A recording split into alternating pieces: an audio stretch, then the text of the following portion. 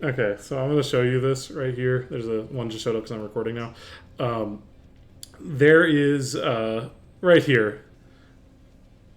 I just recorded a long video, and my microphone was muted, and I did not notice until I was done. So I'm gonna try again. Hopefully, I don't miss anything because I felt that I had done a pretty good job in that one. But we'll go over it. All right. So introductions. So I'm gonna first off, I'm gonna say that there's gonna be a bunch of resources linked in the description of this video. I might not get them up tonight, but there'll be a bunch of them that I'm gonna put in there over time because this is a hard concept to learn, and it's not something you're going to immediately grasp or immediately get to use. But this is Footsies and Guilty Gear. And what does it look like and all of that stuff. Now, this is a simplification of a much bigger topic, which is Machabo's Fundamentals in Guilty Gear, which boils down to three basic concepts. But this is going to be the ground-based footsies of Guilty Gear and how to get good at it. Now, this is aimed more at Celestial players looking to kind of level up past the low Celestial level and have some stability in neutral. This is not going to be the only thing you need to learn for that to be achievable, but this is the foundation for that. Now, this is but one part of neutral, but this is a big part of neutral at a certain level. This becomes a very important part. Now, I will also say that at a low level, this stuff barely applies. So if you are, a floor 10 or 10.5 player, you might be able to get some good use out of this, but it also might not, right? A lot of players do a lot to avoid this sort of stuff. And they just kind of run their character power as hard as they can, and if they knowledge check you and all that stuff. So, disclaimers aside, let's get started with fundamentals of Guilty Gear. So, in Guilty Gear, there are three basic concepts. There are waiting, there is preemptively doing stuff, and then there is catching someone waiting. Now, there are some variations on this, and there are ways in which you can actively wait, right? Where if you wait in a way that kind of can force a mistake, there's all of that sort of stuff. Now, let's define those three things. So, first and foremost, let's start with the one that is probably the simplest, but also the hardest to get good at, and that is waiting. And what does waiting mean? Now, waiting does not mean literally waiting. What waiting means is playing low commitment and reactively. That can be jumping, right? That can be back air dashing. That can be dash blocking. That can be a lot of things. But the main idea is that it is low commitment and is not going to get called out by very many things. Like if you jump at them, right, that is a waiting strategy. It does not seem like a waiting strategy, but if you are blocking in the air, the only thing it's called out by is air throw. If they 6p you, okay, that sucks, but, you're not getting hit, right? And even then, that you can do stuff like this, right? You can wait in that way, right? You make it even harder to call out, or, that sort of stuff, where you just kind of hover outside of their anti-air range, and then you leave, right? That is all waiting. Now, what is the purpose of this is that you are looking to answer a preemptive thing when you're waiting, right? You're looking to answer something like this, where they press a button, right? Very easy. Hey, he pressed a button. I can press a button and respond, right? Hey, I saw it, right? Right? I saw it, I hit it, right? Not, that's kind of the basic thing. Oh, hey, he whipped a button, I can take space, right? It's seeing what they're doing and responding to it. Now, is someone ever going to just go, bah, bah? No, you have to kind of make them do that. And so this is where active waiting comes in. So this is something like jumping at them, right? Oh, hey, he pressed a button. Right? It's that sort of stuff. Now, the active waiting that I want to talk the most about is this one, wherein you just dash at them and see how they respond, right? And if you are dash blocking, hey, look at that, right? Oh no, I'm fine, right? right? That's a pretty strong answer to a lot of preemptive stuff, because everyone has a point in which, if they are waiting, that they're going to switch from waiting to being preemptive. And if someone is preemptive, which means they're pressing a button to defend themselves, or just throwing something out there, right? They're just putting a hitbox on the screen. They're putting something that you can respond to. So let's say they're doing something like this, right? If you are waiting, hey, look at that, 100 damage, right? Easy peasy. If you are waiting and you're looking for it, you can answer this stuff, right? You can answer the entire realm of stuff that is quote-unquote reactable. Now, if I do not expect him to flip kick, am I going to hit this every time? Of course not, right? Just because something is reactable does not mean you're always going to catch it every single time that you're waiting. A lot of reactions and a lot of the stuff is anticipated reactions, right? Where I'm not going to be able to hit this... I'm not going to be able to react to this if I am looking for this, right? I'm just not.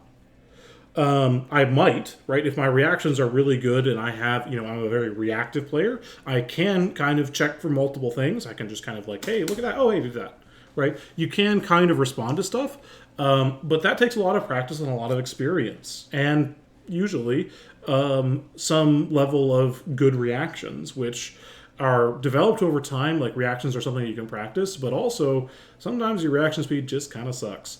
Not to, be that way, but sometimes you have to kind of play around your own weaknesses.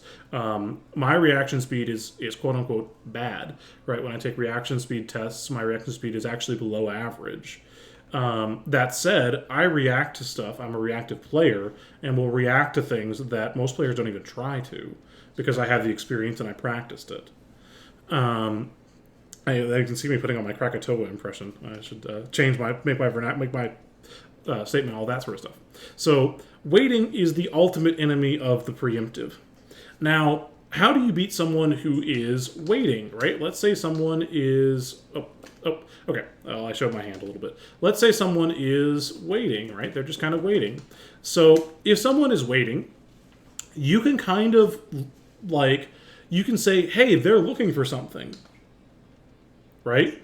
What are they looking for, right? If they're waiting, can they react to this? No. No, they can't, right? There are some things that are not reactable that will catch someone who is actively waiting, right? They will just catch them, right? So if someone is waiting, right, they're in this range, no one on Earth can react to that.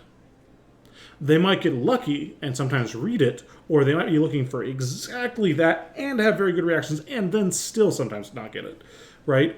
If they are in these sort of unreactable ranges, you can catch someone waiting, right? And even if all you get is oh, he's not even blocking, right? Even if all you get is a block, that's a win. You've started your offense, right? So if someone is waiting, there are certain things you can do that will catch them waiting.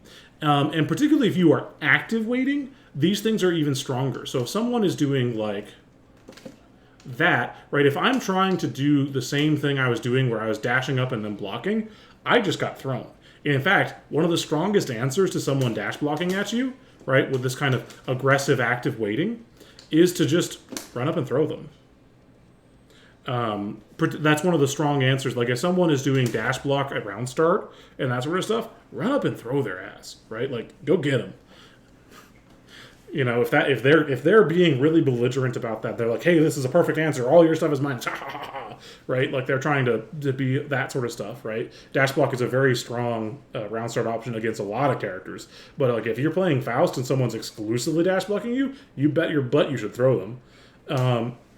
Right? So now, why wouldn't they just always do this sort of stuff? Well, first off is that if you're trying to catch someone waiting, right, like you're trying to run up and low them or something like that, well, that's always going to lose to preemptive action, right? It doesn't even really matter what the preemptive action is. If they're just doing something, they're not reacting, if they're just kind of pressing stuff, any level of trying to catch them waiting, with no matter what it is going to catch that. Now, obviously, like, let's say that he's preemptively going, ha-ha, and you're like, I will catch him waiting by flipping over it, ha-ha, right? There are some interactions that you have to know, and so what you try and preempt with matters to the matchup. Like against Eno, I don't really do this, right? This button is very good, right? It catches people waiting, it hits the ground. But against Eno, if she's just doing her neutral thing, this will just incidentally lose a lot, right? So if I'm trying to preemptively do stuff, I'm much more likely to do this or this or this, because they're going to catch her more catch you waiting type of options, right? If you're preempting something and trying to catch someone waiting, right? And obviously, some of these options are a mixture, right? So like IAD is kind of intended to be a catch them waiting kind of thing, and in the old games it was much harder to react to. But this is much more of a stop them from preemptively doing something, right? Actively waiting, come down with a button, right? Actively waiting, dash at them, right? It's one of those sort of things. And that's going to kind of be, there's a lot of gray area. There's a huge world to this, right? This is not a small topic by any means. But it is kind of a framework with which you can understand all neutral interactions. Are they being preemptive? Well, if they're being preemptive, you can beat them with your own preemptive thing, or you can wait, right? Most preemptive things have a problem with waiting. Now, there are some spaces, like if I'm here and I'm waiting, that preemptive thing, there's no answer to it, right? There is an answer to it, right? I have to beat it with my own preemptive thing. Right? I have to preempt the preempt, essentially. But if I'm just trying to wait in this range, I'm not gonna be able to do that, really, unless I'm waiting in like a different way. Like it's almost always like you can wait in a different way that makes it so that the preemptive can be caught. But the basic idea is that if you are waiting, you should be able to answer something that is preemptive. If you are waiting, they should be able to beat you with something that you can't react to. Right, they should be able to steal their turn. Like if you're like, let's say you're defending yourself, right? You're just blocking in the corner, and you're just waiting for them to do something you can react to. Well, they can just not react and then just take their turn again, right? They can just do it, So it's kind of all of those things. What other things? And I will encourage you to work on the two active things that I talked about, because they're going to add a lot to your play, which is, dash blocking, and I highly, and I mean highly, recommend that you learn to FD stop. You have so much more control over your character when you do this versus, right? Look at how big this minimum dash is, right? I'm pressing back immediately versus like, right? You have such fine control, when you FD stop. So it's worth the meter. Well, not always, right? Some players, you don't need to do this at all, right? Some players are just going to be like, oh, I'm whiffing buttons. Some players don't care, right?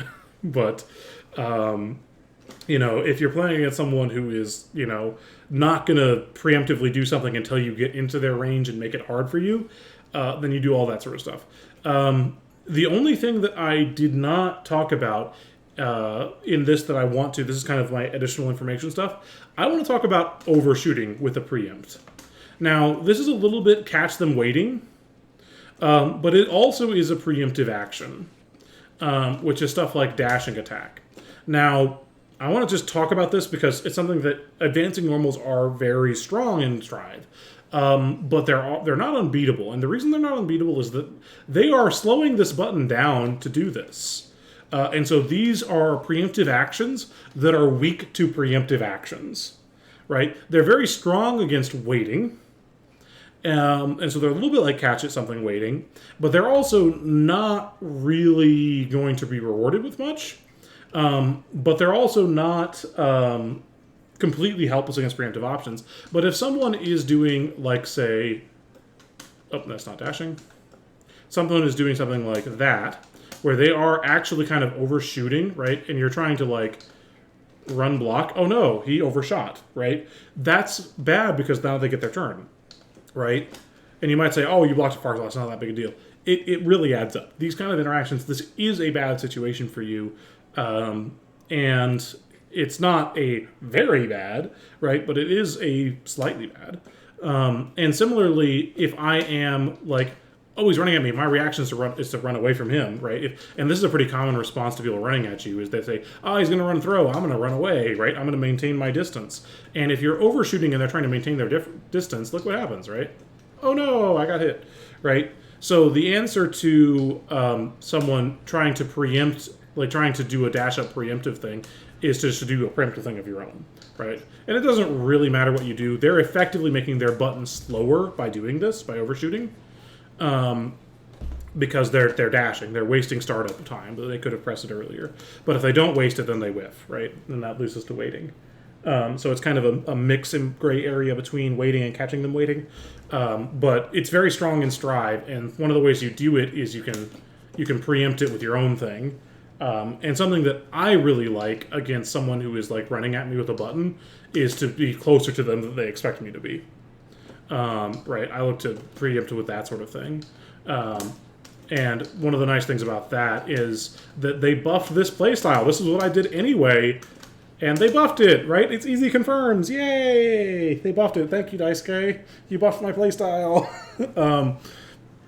So that's kind of the core. The core of neutral, or the core of Footsies is the kind of the topic of the video, but the core of neutral in this game. I'm going to make another video about how to anti-air at some point. I don't know that I'll make it tonight, or that I'll make it in the next month, but that is on my radar to want to make, as is a what should you do to learn Kai. And that's a very hard topic to make. That second one, like I've been really wrapping my brain around it, and I'm just not sure, because there's just kind of like learning a character is kind of a hundreds of hours of work, and so I'm not really sure about that. But that's kind of where I'm at.